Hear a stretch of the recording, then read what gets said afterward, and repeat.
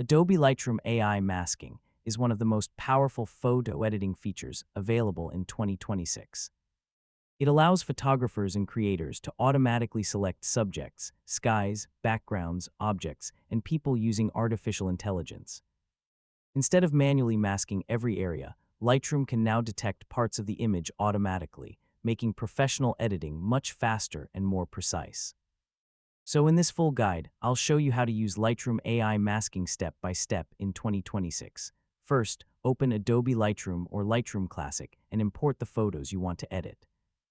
In Lightroom Classic, go to the Develop module where the masking tools are located. Click the masking icon near the top right Editing Tools to open the AI masking options. The Select Subject feature uses AI to automatically detect and mask the main subject inside the photo. And that's your full guide on how to use Lightroom AI masking in 2026. Hopefully now you have a clear understanding of how to create faster, smarter, and more professional photo edits using Adobe Lightroom.